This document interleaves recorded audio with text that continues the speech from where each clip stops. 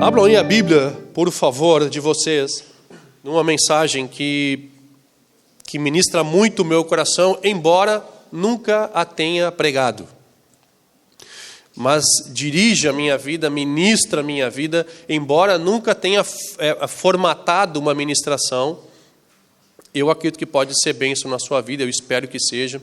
Ele foi bênção na minha, tem sido bênção na minha vida. E eu espero que seja na sua também. Em Êxodo, no capítulo 18.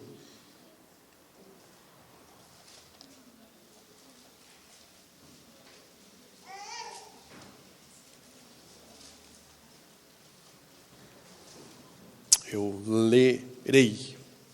E aí depois a gente segue o barco. Êxodo, no capítulo 18. Eu vou ler todo o capítulo, tá? Não é tão grande assim. E deixa eu só explicar o contexto dele. Na realidade, Jetro, o sogro de Moisés, eles tinham acabado de sair do Egito, aquela história toda das pragas que vieram do Egito, e eles foram libertos do Egito e estavam comemorando a vitória, né, de todo aquele milagre, a manifestação, e eles agora recebem a visita. Moisés mandou a esposa e os filhos ficarem com o sogro. Olha, fica ali que eu só vou ali dar uma libertada no povo no Egito e já volto. Eu só vou atravessar o Mar Vermelho, eu tenho que fazer umas coisinhas aí e já volto, então fico com vocês. Ele mandou os filhos e isso é o que acontece depois. O sogro visita ele e estava aquela multidão no deserto e Moisés tentando arrumar todo mundo, organizar tudo, e o sogro recebe a visita do sogro. Não diz que veio a sogra junto, né? Mas diz que o sogro foi e foi bênção. A sogra aqui não foi mencionada, a sogra de Moisés, mas o sogro foi. Ora, capítulo 18, verso 1. Ora, Jetro, sacerdote de Midian, ou seja, era um homem cheio de Deus, era sacerdote, sogro de Moisés, ouviu todas as coisas que Deus tinha feito a Moisés e a Israel, o seu povo, e como o Senhor tinha tirado a Israel do Egito. E Jetro, sogro de Moisés, tomou a Zípora, a mulher de Moisés, depois de lhe enviar, e aos seus filhos, dos quais um se chamava Gerson, pois Moisés disse, foi peregrino em terra estrangeira, e o outro se chamava Eliezer. Pois disse o Senhor, Deus de meu pai foi minha ajuda e me livrou da espada de Faraó. Vindo, pois, Jetro, sogro de Moisés, fez questão de dizer 3 vezes que era sogro, né? Pois com os filhos e com a mulher deste, ao encontro de Moisés no deserto, ao monte de Deus, onde ele tinha acampado, e disse a Moisés, eu, teu sogro Jetro, venho a ti com a tua mulher e os teus 2 filhos. Então saiu Moisés ao encontro do seu sogro, e se inclinou e o beijou, e perguntaram um ao outro como estavam, e entraram na tenda. Contou Moisés ao seu sogro todas as coisas que o Senhor tinha feito a Faraó e aos egípcios, por amor de Israel, e todo o trabalho que passaram no caminho, e como o Senhor os livrara. Alegrou-se Jetro de todo o bem que o Senhor tinha feito a Israel, livrando-o das mãos dos egípcios. E disse, bendito seja o Senhor, que nos livrou das mãos dos egípcios, das mãos do Faraó. Agora sei que o Senhor é maior que todos os deuses, pois fez isso aos que trataram a Israel com arrogância. Então tomou Jetro, sogro de Moisés, holocausto e sacrifício para Deus, e veio Arão e todos os anciãos de Israel para comerem pão com o sogro de Moisés diante de Deus. Ou seja, ele ficou impressionado, fizeram até festa, sacrificaram ao Senhor, estavam se alegrando porque Deus havia usado Moisés de forma sobrenatural. E continua no verso 13, e no dia seguinte, ou seja, passada a festa, a emoção do reencontro, no dia seguinte assentou-se Moisés para julgar o povo, e o povo estava em pé diante de Moisés desde a manhã até a tarde. Vendo o sogro de Moisés tudo o que ele fazia, o povo disse, o que é isso que fazes ao povo? Por que te assenta só, e todo o povo está em pé diante de ti desde a manhã até a tarde? Respondeu Moisés ao seu sogro, é porque o povo vem a mim para consultar a Deus. Quando tem alguma questão, vem a mim, para que eu julgue entre um e outro, e lhes declare os estatutos de Deus e as suas leis. E o sogro de Moisés, porém, disse, não é bom o que tu fazes. Certamente desfalecerás, ou seja, não vai aguentar, é um fardo grande. Assim tu, como este povo que está contigo. O trabalho que te é pesado demais, e tu só não pode fazer. Ouve agora a minha voz que eu vou te aconselhar, eu te aconselharei, e Deus será contigo. Representa um povo diante de Deus e leva as suas causas a Deus. Ensina-lhes os estatutos e as leis, faz-lhes saber o caminho em que devem andar e a obra que devem fazer. Mas procura dentre o povo homens capazes, tementes a Deus, homens de verdade que aborrecem a avareza, põe-lhes sobre eles por chefes de 1000, chefes de 100, chefes de 50, chefes de 10. Julguem este povo todo o tempo. E a ti tragam toda a causa grave, mas toda a causa pequena eles mesmos julguem. Assim a ti mesmo te aliviarás a carga, e eles levarão contigo. E se isso fizeres, e Deus assim ordenar, poderás então suportar a tensão, e também todo este povo irá em paz para o seu lugar. Moisés deu ouvidos à palavra do seu sogro e fez tudo o que lhe dissera. Escolheu Moisés homens capazes de todo Israel e pôs sobre cabeças sobre o povo, chefes de 1000, chefes de 100, chefes de 50, chefes de 10. Eles julgaram o povo em todo o tempo. A causa grave e trouxeram a Moisés, e toda a causa pequena julgaram eles. Então despediu Moisés do seu sogro, o qual foi para a sua terra. Até aí.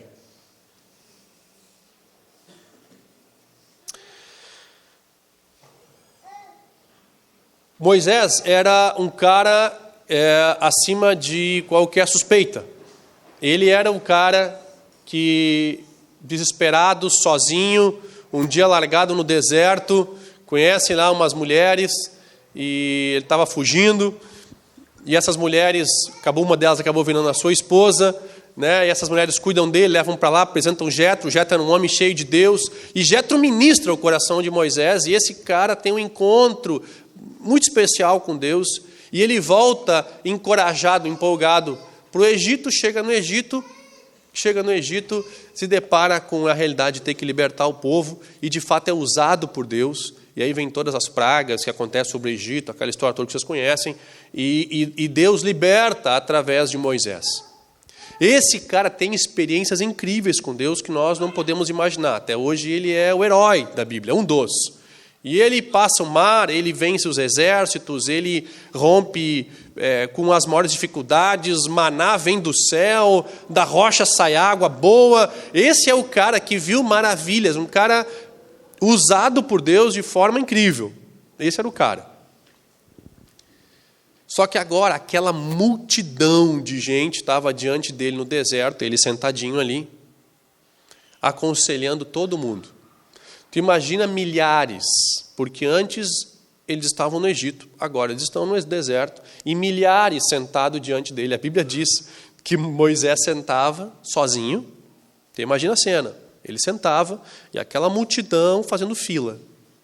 E o Jetro, ou seja, o sogro, olha para ele e fica olhando o que esse cara está fazendo. E ele aconselha um por um. Cada um trazia os seus problemas. Ele era o juiz. Cada um trazia os seus problemas. Não tinha mais ninguém com tanta autoridade, com tanto respeito. Ele era o cara. Senta lá e julga causa por causa. Olha, o fulano roubou meu bode. É meu esse bode. Vamos julgar essa causa. Explica, fulano, a história do bode. E aí explica. Não é do outro, devolve. Próximo. O cara roubou minha comida. O maná caiu do céu, ele caiu na minha barraca, ele julga. E assim ele veio um por um. Foi. Até de noite.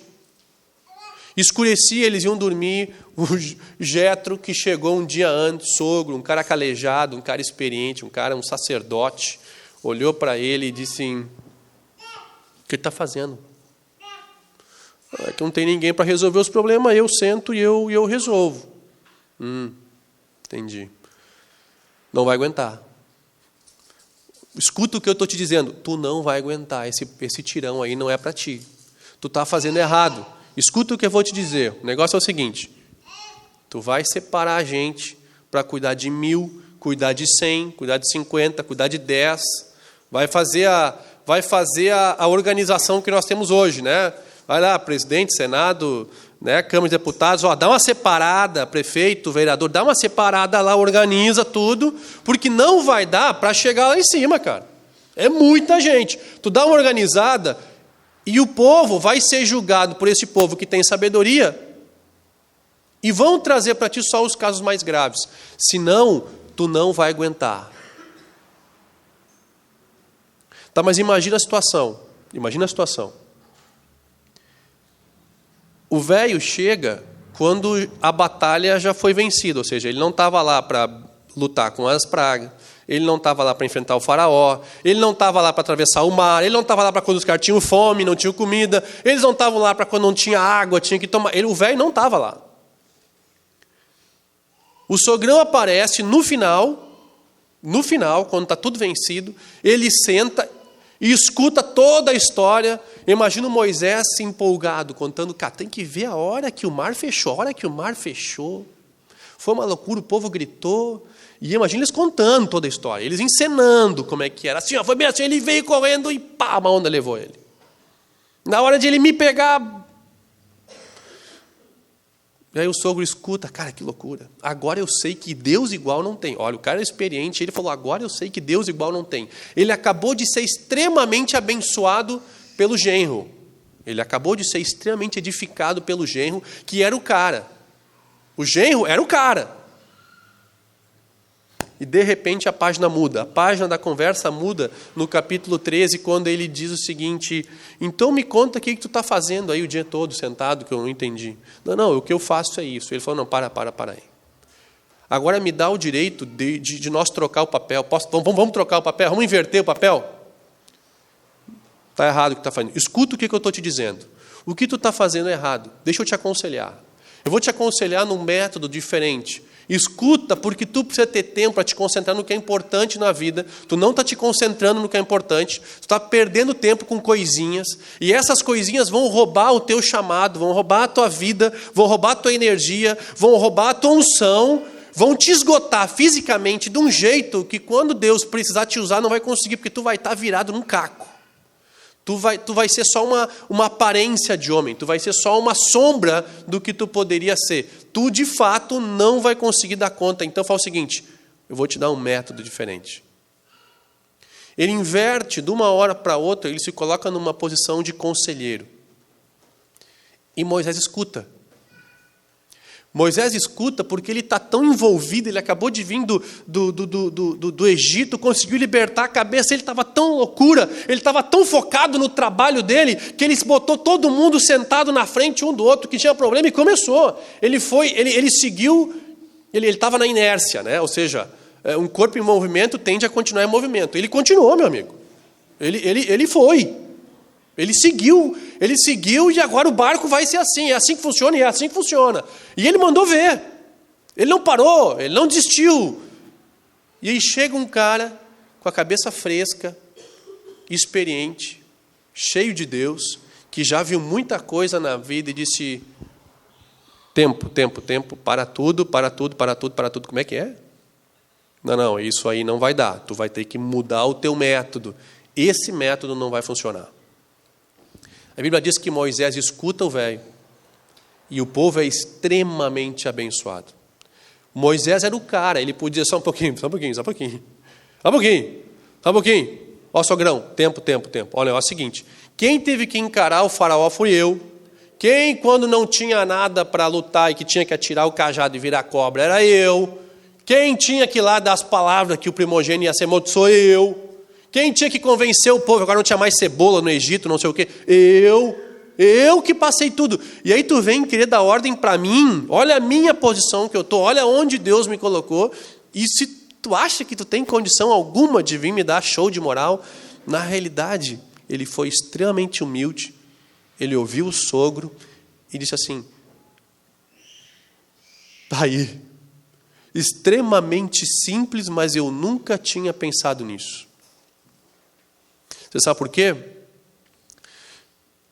Porque às vezes nós estamos tão envolvidos no problema, nós estamos tão acostumados com aquela situação, que na nossa cabeça não passa a ideia de fazer algo diferente do jeito que nós estamos fazendo. Porque sempre foi feito assim, ou o que caiu no meu colo, eu estou fazendo, e nós não temos a habilidade de enxergar fora dessa situação. E vem um cara com uma visão nova, um cara com a mente totalmente desligada, renovada, um cara que estava focado em outra coisa. Ele escuta um problema e ele dá uma ideia extremamente simples. Ele dá uma ideia tão comum que parece até ridícula. Como é que Moisés não pensou nisso antes? Ele estava cheio de homem de caráter, homens honrados, homens cheios de Deus, mas ele não teve a condição de pensar sozinho. Isso não é novidade. Aconteceu aqui em Êxodo, no capítulo 18, e aconteceu inúmeras vezes na Bíblia. Em 2 Samuel, no capítulo 12, quando Davi peca com Batseba, e ele cai em adultério, ele rouba a mulher do outro, ele comete um erro. Davi, que era um grande Davi, o cara segundo o coração de Deus, ele erra, ele comete um erro, ele cai, ele peca.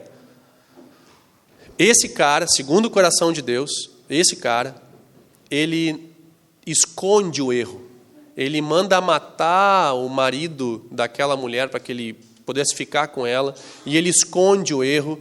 E adivinha quem chega para ele no capítulo 12 de 2 Samuel? Diz o seguinte, que Davi é surpreendido pelo profeta Natã.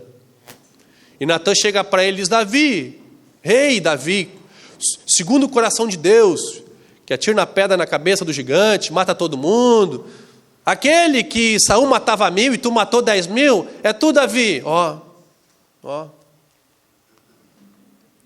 Posso falar contigo? Vem, profeta, vem, tu é homem de Deus, pode falar comigo. Davi, eu vou te contar uma história, vê se tu acompanha.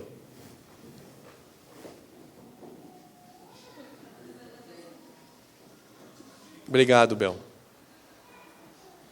Tão feliz a gurizada lá em cima, né?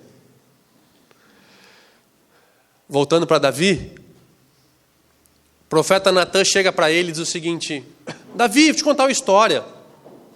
Tinha um homem muito rico, muita ovelha, muito bicho, um homem rico, e tinha um pobrezinho que só tinha uma. E aí esse rico ia receber visita e pensou assim, eu quero matar e oferecer alguma coisa para esse cara que está vindo, essa visita, mas eu não quero pegar das minhas, eu tenho milhares, mas eu não quero pegar, vou pegar daquele cara que só tem uma. Aquele cara que cuidou como se fosse da família, aquele bichinho, que daquele bichinho ele tirava o pouco sustento que tinha. Ele foi lá e matou Davi, esse homem, para servir para a visita. O que tu acha disso? Acaba com ele, corta a cabeça. Um cara desse não merece viver. Mata, tem que morrer. E o profeta Natã diz, sabe quem é esse cara? É tu. Tu tem um monte aí, cara. Tu foi pegar do cara que só tinha uma. Depois tu matou ele. O grande Davi demonstra ali o porquê que ele era chamado homem segundo o coração de Deus, mesmo tendo errado. Porque ele não era chamado segundo o coração de Deus porque não é errado. Ele era chamado pelas atitudes diante dos erros. E ele, segundo o coração de Deus, ele diz o seguinte, ele rasga as suas vestes e ele chora o pecado. Ele clama a misericórdia de Deus. Por que Davi, o homem segundo o coração de Deus, aquele que matou milhares, aquele que disse o seguinte, quem é esse filisteu incircunciso que está se levantando contra o ungido do Senhor, está se levantando contra Deus, eu vou lá e vou matar ele. Esse cara que tocava, e quando ele tocava a harpa, o Espírito Santo vinha, esse cara que lutava com um leão, qualquer bicho, para defender as ovelhinhas dele, esse cara não conseguiu se dar conta do erro que vivia e da situação que vivia. Por que não? Porque ele estava tão entorpecido, ele estava tão dopado pela circunstância, envolvido no meio da circunstância. A nuvem desceu dos olhos e ele não enxergava além de um palmo. E ele precisa de alguém que venha de fora e mostre uma outra realidade. Simples, mas real.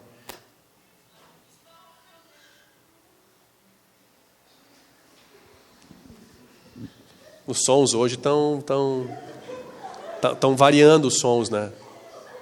Eu não quero botar na galera do Hope essa, né? Mas assim, ó. Mas foi, né? Voltando de novo. Não aconteceu só ali. Eu vou contar mais um caso e a gente conclui a mensagem nessa linha. João Batista, que era o cara que anunciou o caminho do Senhor. Aquele que disse assim, ó, eu batizo com água, e esse cara batiza com o Espírito Santo e com fogo. Esse cara aí.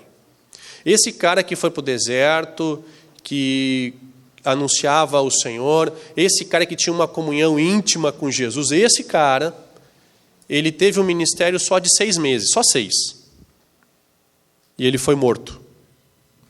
Mas antes de ser morto, ele foi para o cárcere. E no cárcere, ele duvida que Jesus era aquele que deveria vir. Olha, acompanha comigo.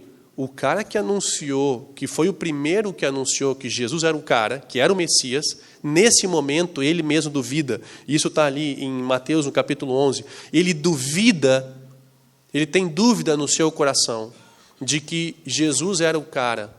E ele diz o seguinte, ele lá do buraco que ele está, porque a cadeia naquela época era um buraco. Lá daquele buraco ele grita para os discípulos dele, fala, vocês procurem Jesus e vocês perguntem para ele se ele realmente é o Messias ou se nós devemos esperar outro.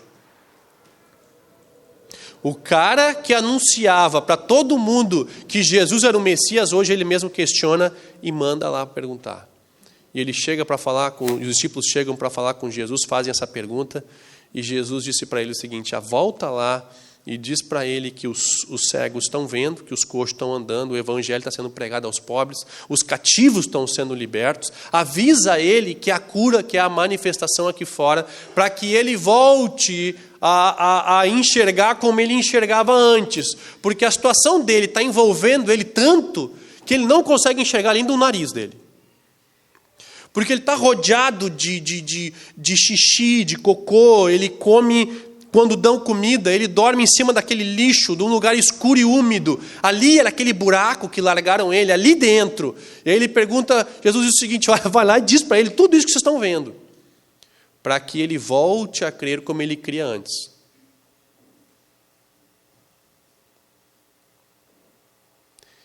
E eles fazem isso. E ele volta a se encorajar, sabendo que de fato ele não perdeu o tempo dele e ele consegue enxergar um pouco mais longe. O que é isso? Alguém de fora tem que trazer uma nova perspectiva para a nossa situação, porque nós mesmos não conseguimos enxergar, porque a situação, quando ela aperta, nós não conseguimos pensar, raciocinar, entender. A nossa visão ela é míope. Nós ficamos espiritualmente míopes. E vem um cara de fora que não tem absolutamente nada a ver com a minha situação e enxerga como de fato a situação está e diz o seguinte, peraí, cara, peraí.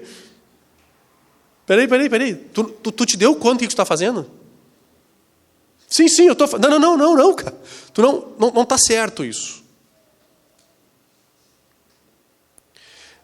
A vida nos emite sinais. E se nós não soubermos ler os sinais que a vida está nos emitindo, nós perdemos, nós sofremos, nós perdemos o timing, o momentum, o tempo de Deus agir e nós sofremos de forma desnecessária. É como o nosso corpo, que também emite sinais quando está doente. O nosso corpo emite sinais, nós não estamos simplesmente caminhando e o troço para de vez. Ele vai emitindo sinais de que algo está errado. Eu me lembro que quando meu pai fez a cirurgia da ponte sanfona, né, como diz os outros, e ele fez a cirurgia, mas ele estava mal há muito tempo. Ele se sentia cansado e não conseguia fazer como os exercícios como ele costumava fazer, as atividades como ele costumava fazer, e nós achamos que era um problema, e o corpo emitindo sinais, e o troço estava tudo entupido, e quando foram ver, uma das artérias estava 95% obstruída, e ele, segundo os médicos, já estava infartado, ou seja, já poderia ter morrido, e o corpo estava emitindo sinais a tempo. O nosso corpo emite sinais quando algo está errado e nós temos que parar tudo para enxergar. E nós vamos num profissional para isso. Nós vamos no profissional da área, que vai olhar e vai dizer o seguinte: não, cara, esse sinal é isso. Eu não enxergo, ele enxerga, porque ele está de fora e ele enxerga. Nós pais, aqueles que são pais, e sabem exatamente quando os seus filhos não estão bem. A minha filha, eu sei que ela está doente quando ela para de falar, quando fica quieta. Né? Eu digo, tem alguma coisa errada, ela não está bem. Não, mas ela está quietinha. Ele diz, esse é exatamente o problema. Né? Ela parou de falar. Então, assim, se eu vim de casa até aqui e ela no carro fala.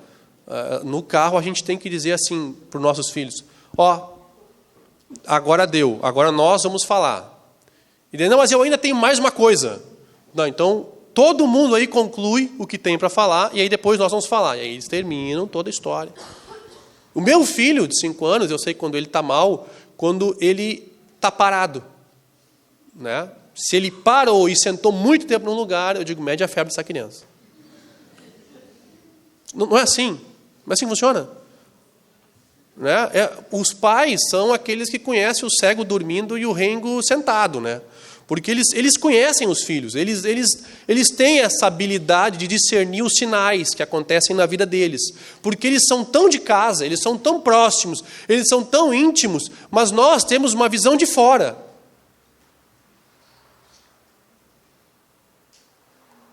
Eles não vão chegar para nós, pai, eu estou com uma inflamação no baço. Alguém de fora tem que enxergar os sinais e tem que tomar uma providência rumo àquilo que nós cremos que de fato precisa ser feito. E os sinais espirituais, eles também vão acusando. Os sinais espirituais, eles vão batendo na nossa porta.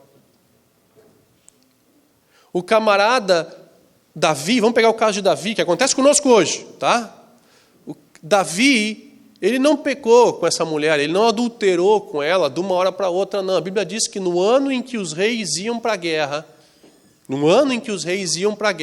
Davi estava no seu balcão, na sua sacada, olhando e viu a mulher lá. Bem, se era o ano que os anos tinham que ir para a guerra, que os reis deveriam ir para a guerra, se era o ano que eles não deveriam estar em casa, ele estava fazendo o que ali? Já tinha coisa errada, havia um sinal errado.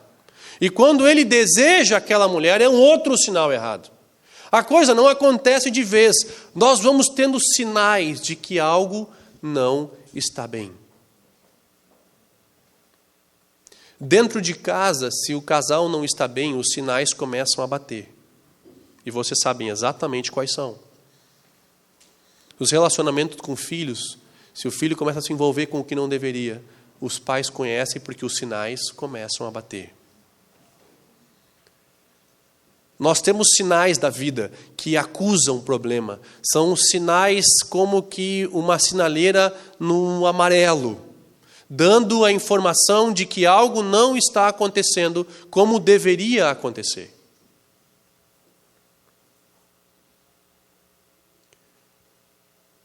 Mas nós vamos normalmente seguindo a nossa vida no rumo normal, no rumo padrão, sem se atentar para esses sinais e fazendo a mesma coisa que era feito antes, ou seja, nada. Nós não somos proativos em relação a esses sinais, nós absorvemos isso normalmente e nós vamos levando, porque a mudança exige sair de uma zona de conforto e muitas vezes exige expor a minha falha, o meu problema, o meu erro, ou vai ter que exigir eu buscar uma ajuda de fora, que eu tenho vergonha de me expor e vai ser difícil eu sair dessa zona de conforto.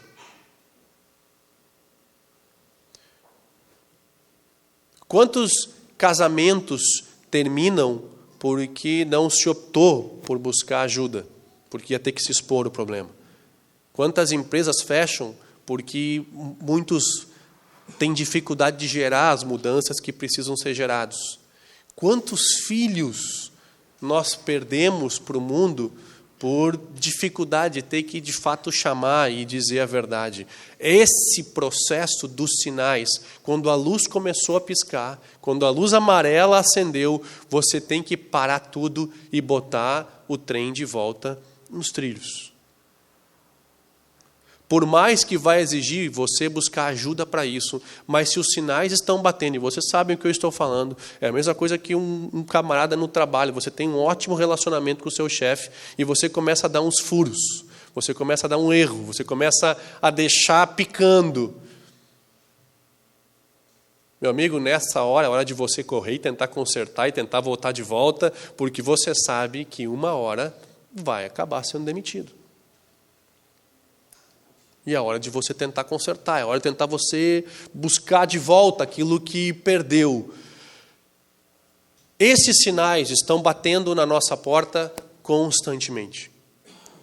Eu vou pedir para colocar um versículo que ministra muito no meu coração, que é um versículo em Provérbios, no capítulo 11 e o verso 14.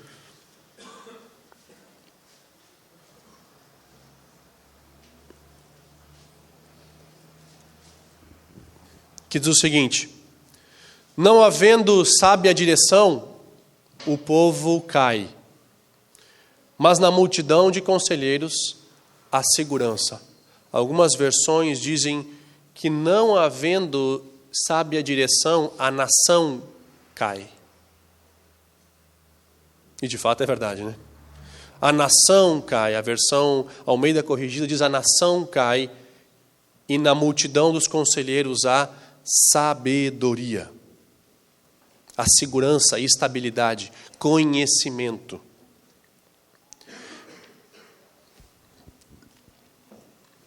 Sabe qual é um grande erro que nós temos notado nos nossos tempos hoje?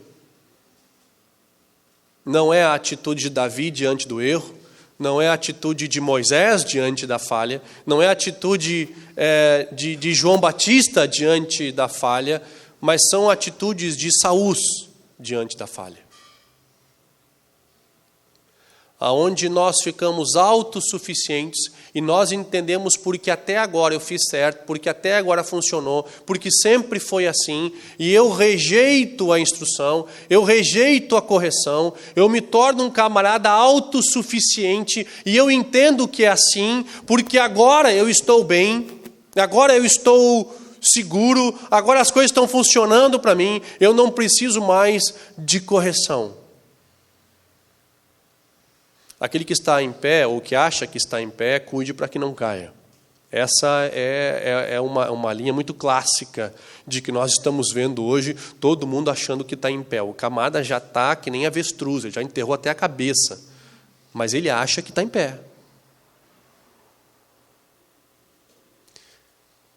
Queridos, nós estamos vivendo um momento da igreja muito importante, escute bem, muito, muito crucial, porque nós estamos tão autossuficientes, nós estamos tão cheios de nós mesmos, aonde Deus é o meu servo e o meu Deus é o meu ego, aonde Deus ele tem que fazer por mim, aonde Deus eu mando, eu ordeno, eu grito e Deus tem que fazer porque eu mando, ou seja, Ele é o meu servo.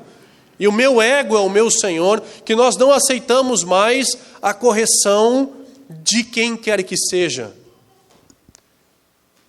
Uma coisa eu aprendi, e eu aprendi a duras penas.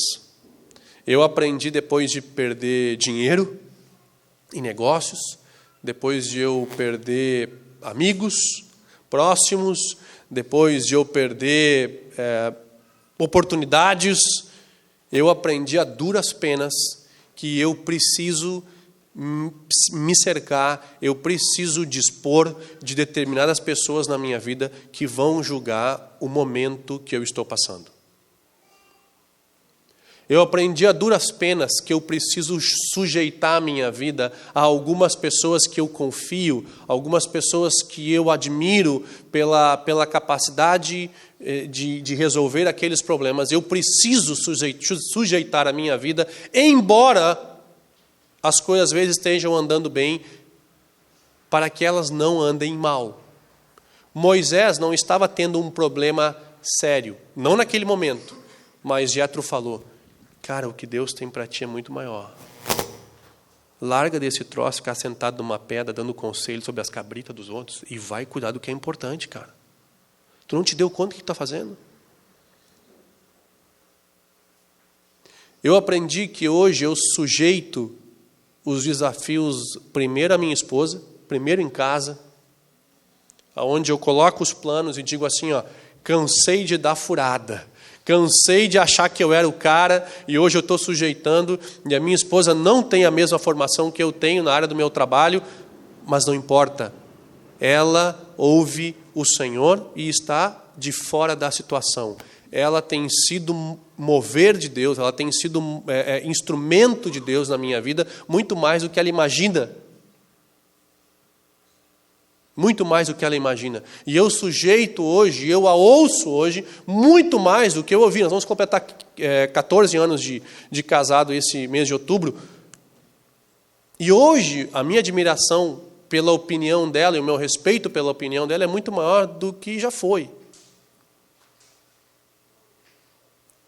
Hoje, eu sujeito determinados negócios e situações a pessoas da minha família que não são cristãos, mas são pessoas de grande caráter e que honram os seus princípios tradicionais.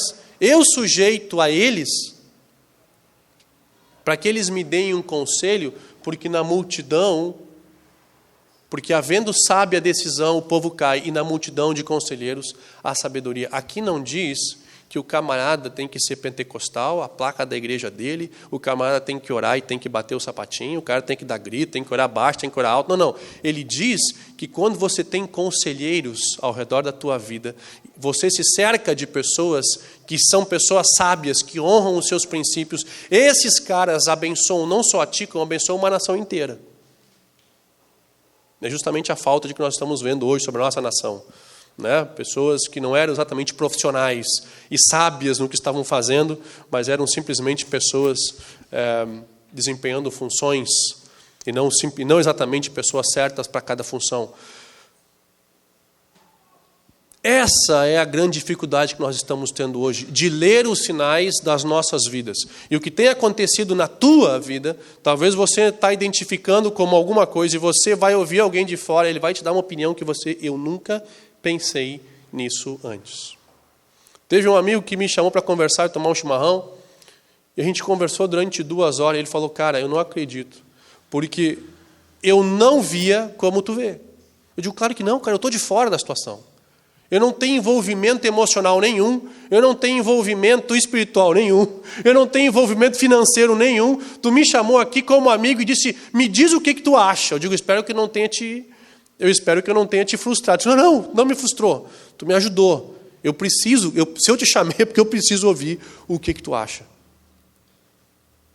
Alguém de fora sempre tem uma visão diferente. A perspectiva de Deus sobre a tua vida pode vir de alguém de fora. A perspectiva de que Deus tem sobre a tua vida, a real perspectiva de que Deus tem sobre a tua vida, pode não vir de você mesmo. Você se deu conta disso? Conseguir fazer a leitura correta dos sinais da sua vida pode não vir de ti. Porque você está tão dentro da situação, como João Batista, como Davi, como Moisés, que precisa alguém de fora e dizer o seguinte, eu posso ser sincero? eu posso ser bênção na tua vida? Mas isso normalmente não vai acontecer, porque o super sincero ele é muito bem quisto, né? O super sincero não é. Eu estava trabalhando numa empresa, e aí tinha um parente da família, da empresa que eu não conhecia ainda. Eu falei, eu preciso conversar com ele. Não, ele não chegou, quando ele chegar de viagem, você vai conversar com ele. Mas eu já quero te avisar. Ele é conhecido na família como super sincero.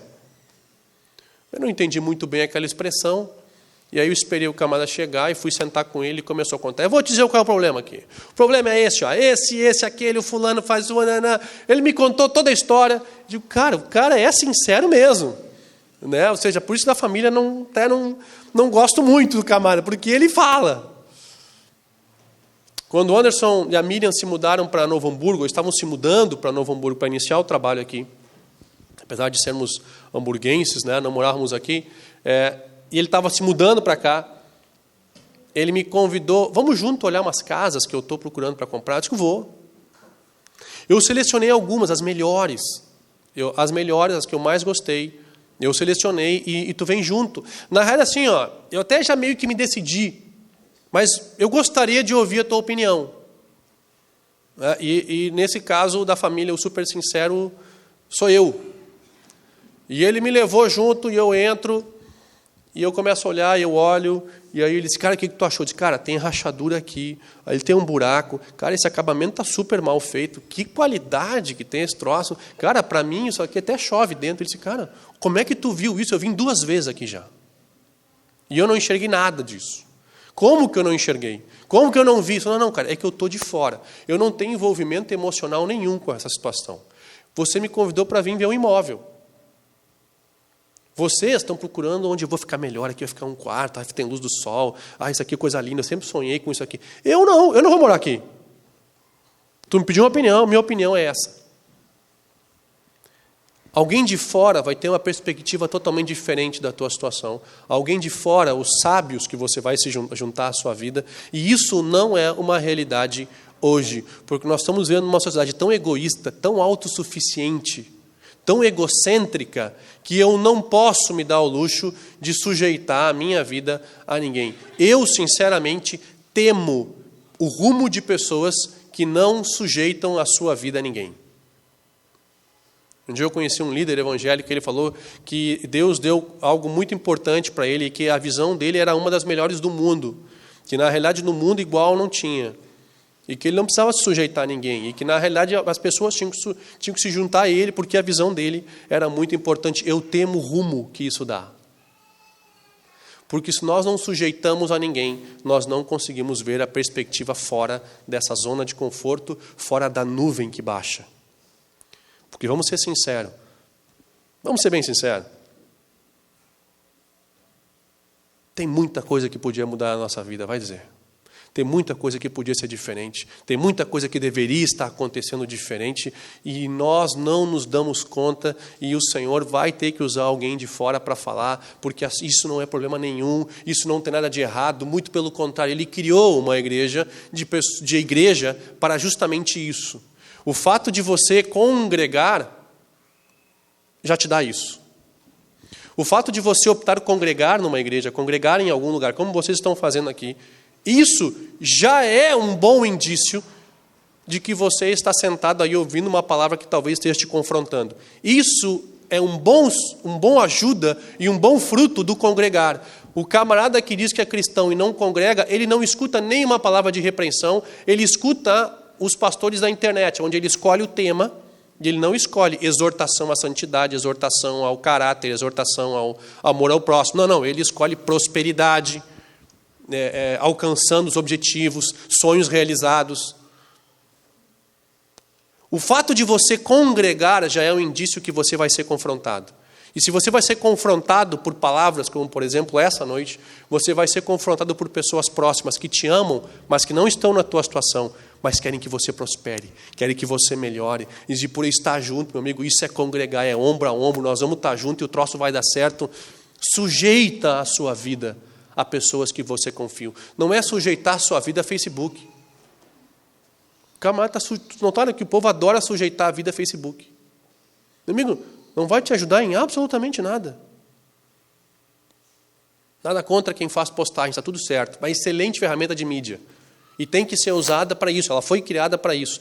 Mas não sujeita os teus problemas e a tua vida pessoal, as tuas dificuldades ao Facebook, meu querido. Sujeita a pessoas que te amam, que vão dizer assim, dá o braço aqui, nós vamos caminhar junto e nós vamos sair dessa. Isso é o que a Bíblia diz, isso é o que a Bíblia nos ensina. Eu quero aconselhar você a ouvir a palavra de Deus no que diz respeito a sábios ao redor da sua vida. Eleja algumas pessoas que você confia, traga esses caras para perto, e quando a poeira baixar no seu olho, você chama esses caras para um café, para um chimarrão, e diz, eu vou sujeitar a minha vida, e eu quero que você me diga exatamente o que você pensa disso.